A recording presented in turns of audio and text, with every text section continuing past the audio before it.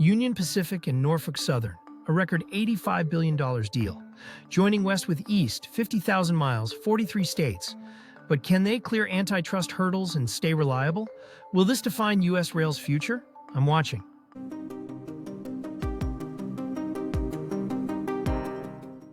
Thing number 5, Union Pacific.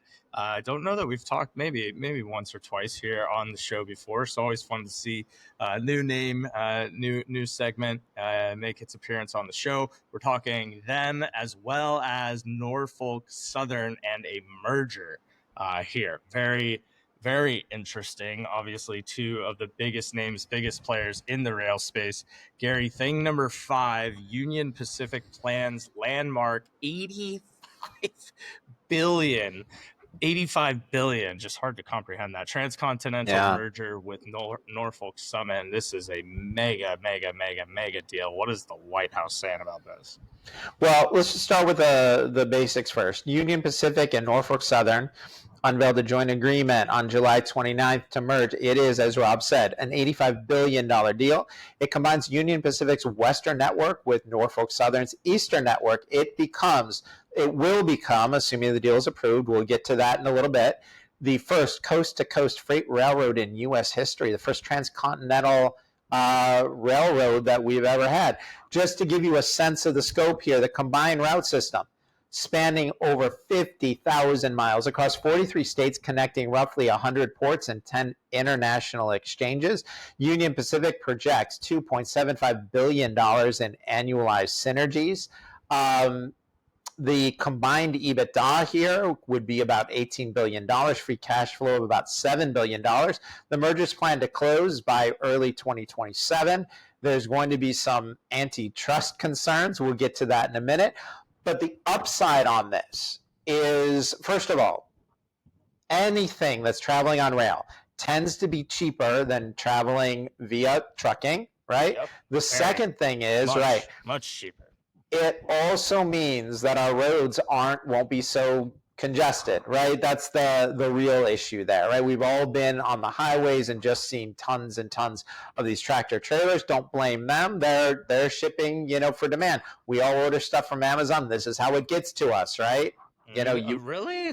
Gary, that's how that works? I thought just magically, it just showed up and I got this Uber just pops up out of nowhere. You're telling me that's not leading to a lot of other issues down the food chain? Yeah, people hilariously want the convenience of internet purchases and packages delivered to their doorstep. I get that. That's how I order too. But they want that combined with no traffic on the highways. That's not going to happen. So one of the key things to point out is if you want to ship, say, from New York to California, maybe we should use other examples. People on the coast have been accused of thinking there's nothing in between. That's that's a really unattractive. Gary, we are already hated by many, loved by few. So can you not make it any worse? Yeah, I know. Listen, as somebody who grew up in Michigan, I've never been a fan of the term flyover state. I think it just makes people look really stupid and provincial, but here we are. Anyway, if you want to ship from one end of the country to the other, maybe say from Boston to San Diego, that'll be better. Or Boston to Seattle, say. The issue is that, if you're on Norfolk Southern, at some point you reach the end of their rail line and then you have to switch. And every time you have to stop and realign the trains and realign the cars and switch, not only are there extra costs, there are delays. And for a lot of these products, especially with just-in-time inventory, it's not just the cost of doing business with two different railroads. The that delay becomes expensive, right? It means you have to carry more inventory. It takes longer to get things from one place to another. This merger is an attempt to address that. So that's the upside there. Yeah, very interesting. Gary, obviously my question is going to be centered around antitrust, right? You're talking about, two massive organizations combining that more or less. Yeah, I mean, there's a chart actually that we have in the written version, right? It shows the Western rail and then you've got the Eastern rail routes, and you basically combine the map, right? And it fills out the entire map to where when you think about monopoly, if there was a way to put it in a picture, that's what I would imagine it would look like, or at least everything else was few and further between. So yeah, Gary, what does this mean, right? Antitrust, what's the government saying about it? White House, has President Trump chimed in on this? Is this deal going to go through? Yeah, so it's a really good question here. Look, the upside is eliminating those redundant interchanges, notably around Chicago. We talked about expanding intermodal flows, reducing transit times. These are all upsides, but those efficiencies are going to come with an antitrust cost. And again, Rob, you're correct. If you look at the written version of the 5 things, I'm taking a look at this map right now. The Union Pacific route map is basically the western 2/3 of the country. The Norfolk Southern route map is the eastern 1/3 of the country.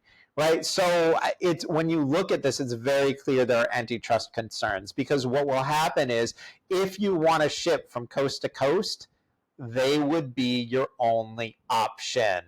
And when that happens, I wouldn't count on customers getting better pricing. And so this is going to be a gigantic antitrust fight. Now, it is a really interesting question about what the Trump administration and what the regulators are going to do with this. Early on, it looked like the Trump administration was going to be a little more, they were going to challenge more of these deals, and they were going to be a little more strict on antitrust. And basically, I thought that was a good idea. Now, recently, it looks like they've been a little more lax, and I'm hoping that's not the case. I think, if these companies want this deal to get done, they're going to have to agree. They're not going to be able to agree to divestitures, because the whole point of this is putting things together, and there isn't really a lot of overlap. But I think they're going to have to agree either to some sort of pricing based on what it would cost you to go on dual networks for somebody else, or alternatively, they may have to agree to let some of their competitors use their rail lines for something like this. Now, I'm not an antitrust expert, I'm not an attorney, but to give you a sense of what the companies think, we are roughly in the middle of 2025, and they're saying they think the deal can be completed in 2027. Well, an 18 to 24 month get it done window is gigantic. That's really long. And the reason is this thing is definitely going to court. There are definitely going to be some sort of, there's going to be an antitrust fight and some sort of accommodation. It's way too early to tell what it's going to look like, but I would be looking for the combined company to make some sort of either pricing or accommodation, meaning providing their competitors some sort of, routes on this. We'll see what happens over time. I'm hoping that the Trump administration doesn't just roll over on this and allow it. I think they need to extract some sort of concessions on it.